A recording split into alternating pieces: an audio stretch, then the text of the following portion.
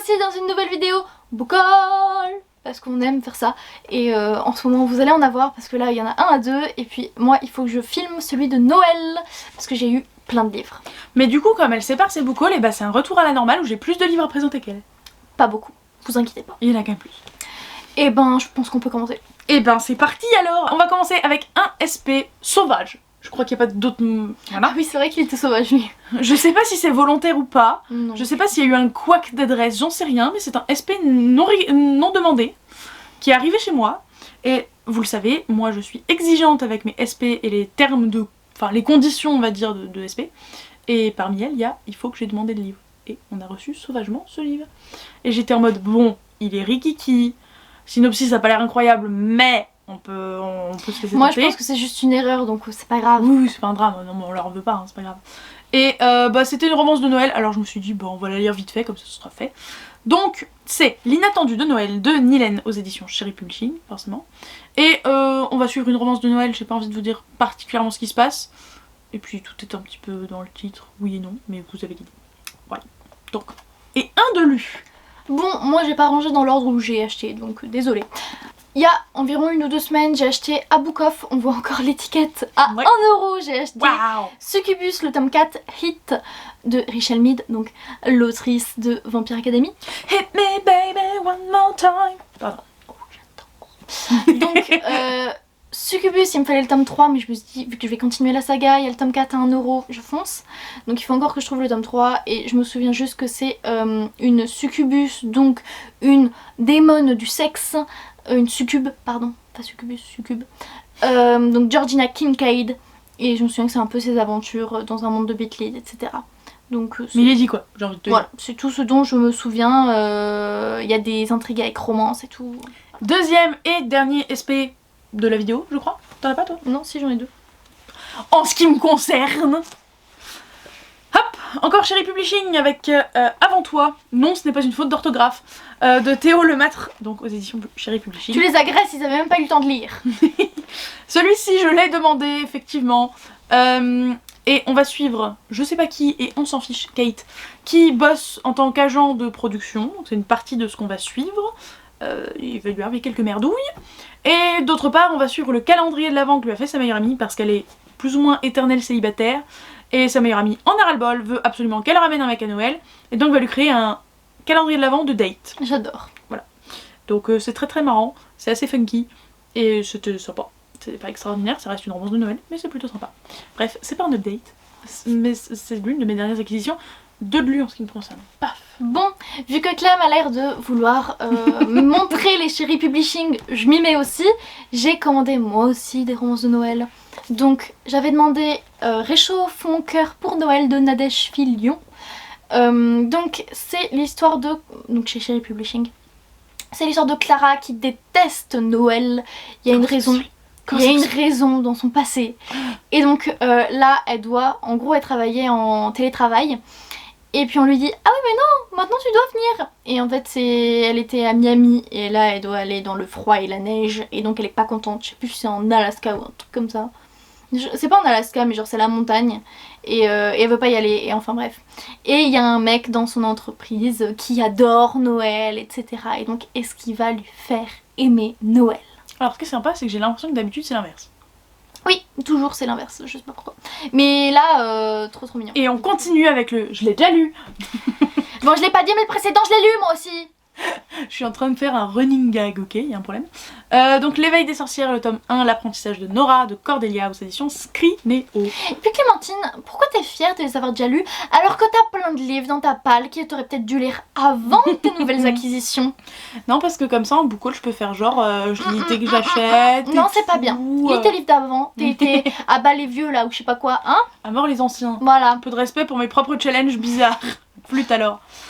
Bref, donc ici on va suivre Nora qui va apprendre que c'est une sorcière et qui va donc apprendre à faire de la sorcellerie tout simplement, avec notamment ses camarades de classe. Enfin, non ils sont pas dans la même classe parce qu'elle est en 6ème et je crois qu'ils sont en 5ème. Bref, ils sont pas dans sa classe mais elle va se faire de nouveaux potes, il y a du féminisme, c'est du Cordelia, c'est trop bien, c'est du jeunesse, c'est cute. On adore. Et pour finir avec les Cherry Publishing, nous avons Haute Alchimie de Marie Meyer, que je n'ai pas lu et dont je me souviens plus de quoi ça parle. Génial. Merci. Voilà, donc Débrouille. je le lirai bientôt. Alors lui aussi est déjà lu, mais c'est parce que je l'ai vu en e-book gratuit du Plib et je l'ai beaucoup apprécié, donc je l'ai acheté. Oui, bah ça va, je peux me vanter un peu de temps en temps. Le Drakkar éternel, encore chez Scrineo, d'Estelle. Faye. Je sais pas encore, je sais toujours pas, un jour je saurai. C'est de la jeunesse et on va suivre un garçon et une jeune fille. L'un qui se fait souvent harceler, l'autre qui est tout le temps en train de le défendre et de se battre pour lui. Et qui vont se retrouver téléportés dans des sortes de limbes entre la mythologie nordique et leur monde. Et c'était très très sympa, c'était très très cute. Et la fin elle est un peu triste. Voilà, mais c'est très mignon. Et c'est court comme toutes tes lectures. Bah oui, mais quand c'est du jeunesse, hein, ma petite vieille, hein, c'est souvent court. Hein. Comme ça, ma petite vieille. Moi, je me suis acheté dès que j'ai appris son existence. Je l'ai commandé. Je suis désolée, sur Amazon Prime. Parce que d'ailleurs, je pense qu'il n'y a que là-bas qu'on peut l'acheter. Donc c'est un livre en anglais. Je sais. Quoi vous vous dites? Mais qu'est-ce oui. qui s'est passé? Mais quand c'est quelque chose comme ça, je peux lire en anglais quand c'est pour ça. Donc, Bloodlines, c'est une saga, c'est le premier tome. Bloodlines. S'il te plaît. Donc de Richelle Mead, c'est une saga compagnon de Vampire Academy. Le premier tome existe en français, mais il est plus qu'en e-book, il me semble qu'il est épuisé en papier. Donc je me suis dit, et vu que la suite ne sera jamais traduite, je me suis dit autant commencer direct en anglais. Et au pire, tu peux te prendre l'e-book en... Voilà. Donc je sais pas, c'est un Penguin pour la maison d'édition. Je sais pas si ça s'appelle Penguin ou pas, mais... Je crois, ouais, Penguin Books. Penguin Books. Mais on suit Sydney que Rose découvre dans le tome 4, il me semble. Et, spoil. Et du coup, voilà. Donc il coûte $8 anglais. Et voilà, c'est tout. Mais en vrai, ça va. Il fait... Ouais, non, il est petit, mais en fait, il fait 420 pages. Moi je mets un petit big up pour le petit truc là en haut. Donc c'est flou pour vous, mais il y a écrit « Ne manquez pas le film Vampire Academy ». Pou, pou, pou, pou. Ça me fait beaucoup rire comme truc. Parce que nous on a les pastilles, on a les bannières, mais on n'a pas le petit angle comme ça en haut. Dites donc, est-ce qu'on continuerait pas dans la jeunesse? Oui. Mais oui, bien sûr.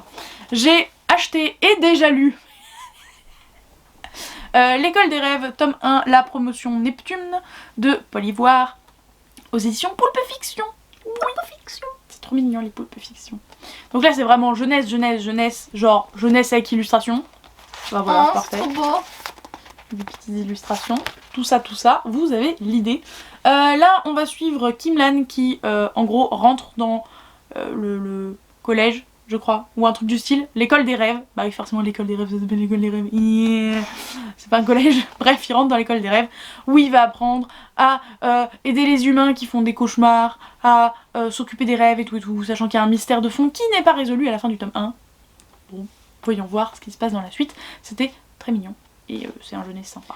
Et j'ai aussi acheté ce truc. Quand c'est si fin, est-ce qu'on peut... Ouais, c'est clairement un feuillet, hein. Il fait 50 pages les gars. Hein. 62, excusez-moi. Donc c'est le tome 1.5 du peuple de l'air, pardon. Heureusement que le prix est adapté. Oui, hein, il a 3 €, hein, voilà. Les Sœurs perdues de Holly Black aux éditions Rajo.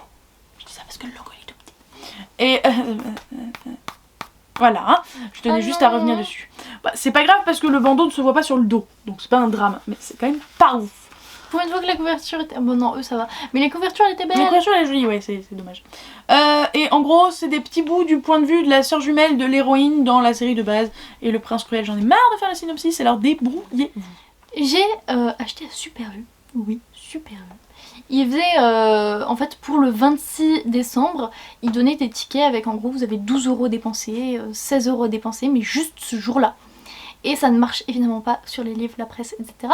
Mais ma mère avait besoin d'acheter des choses, du coup elle m'a dit « Bon écoute, tu me fais passer mes trucs avec les tickets et moi je te donne ma carte, tu peux t'acheter ton livre avec. » Oui, trop bien. Et du coup il n'y a pas beaucoup de choses intéressantes, mais j'ai trouvé ce livre-là avec l'autrice que je voulais découvrir, Melissa d'Acosta. Donc c'est Les Lendemains chez Le Livre de Poche. Je sais pas du tout de quoi il parle, je sais juste que avec Melissa d'Acosta ça commence où la personne elle est au plus bas de sa vie, genre vraiment il y a toutes les couilles qui lui arrivaient et du coup ça fait que monter et devenir super bien pour la personne. Trop ça sympa. finit bien. Et du coup voilà, et en fait c'est, vous savez, quand j'ai fait mon stage en librairie, bah la gérante de la librairie, la libraire principale, c'était une autrice qu'elle avait adorée et elle l'avait d'ailleurs invitée en dédicace. Et du coup j'avais suivi ça quand j'étais là-bas en stage. Est-ce qu'on est surpris? Non. Est-ce qu'on sait de quoi ça parle? Oui. Est-ce que du coup je vais faire la synopsis? Non. Est-ce qu'on sait d'où il vient? Oui. Je l'ai eu à Noël par Laurine. Donc, Gardiens des Cités Perdues, le tome 5, projet Polaris de Shannon Messenger aux éditions PKJ. On va pas repasser dessus. Vous savez à quel point Laurine est fan de cette série. Vous savez que j'aime beaucoup cette série aussi, que je la continue avec grande joie. Voilà, maintenant je... On va continuer dans les poches avec une petite romance de Noël et il y en aura une deuxième. Je les ai achetées en même temps, on les a achetées avec des copines pour les lire en lecture commune. Et du coup il y a Tout ce que je veux pour Noël c'est toi de Phoenix B. Asher aux éditions Hugo Roman. Déjà il est magnifique. Et ensuite c'est une fille qui a perdu son mari à la guerre. Elle se retrouve avec son fils autiste toute seule. Bon bref, elle s'est faite virer de sa maison, etc. Elle doit retourner là où elle habitait avant parce que sa mère elle a toujours une maison là-bas. Et il se trouve que c'était une romance d'adolescent et ils se retrouvent 15 ans plus tard après que ce soit arrêté brusquement. Et donc ils tombent l'un sur l'autre à Noël, tout ça. Petite romance, mais trop bien. Celui-ci n'est pas lu, d'où le fait qu'il a toujours sa bannière alors qu'elle se retire. Oui. Et oui. D'or et d'oreiller, donc de Flore Vesco aux éditions L'École des loisirs, dans la collection Medium Plus. Il y a même un marque-page qui dépasse. Oui, mais alors pour le coup c'est parce que je l'ai acheté au SLPJ et ils mettaient le marque-page avec et en soi m'en fiche un petit peu. Il est un peu moche. Pas qu'il est pas mignon mais j'en ai des bien plus beaux. Et j'avais pas vu que le dos est un peu abîmé, mais c'est pas ma faute, c'est un problème d'impression. Mais peu importe. C'est une réécriture de La Princesse au petit pois, tout simplement, en version féministe.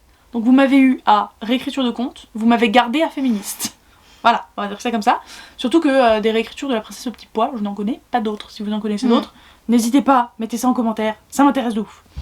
Donc déjà il me fait envie depuis que je connais le synopsis, mais quand en plus il est passé dans les 25 du Plib, j'étais en mode oui. Et je serais très surprise qu'il soit pas finaliste. Pour la deuxième petite romance de Noël, il s'agit de Il faut sauver Albert, le homard prévu pour Noël, de Liz Siven aux éditions J'ai lu. Savais-tu que j'en ai déjà lu du Liz Siven? Ou je te l'ai pas dit? Non, tu m'avais pas dit. Voilà. C'était quoi? Un contemporain young adulte, où ça parle de calvitie jeune. Du coup, c'est l'histoire d'une végane qui va pour la première fois voir les parents de son petit ami pour le réveillon de Noël, etc. Sauf que il se trouve qu'ils veulent cuisiner un homard. Et c'était... Non. Et du coup elle se met en tête d'aller sauver le homard et elle le kidnappe, etc. Et donc tout tourne autour de comment je vais sauver ce homard sans mettre en péril ma relation avec mon copain.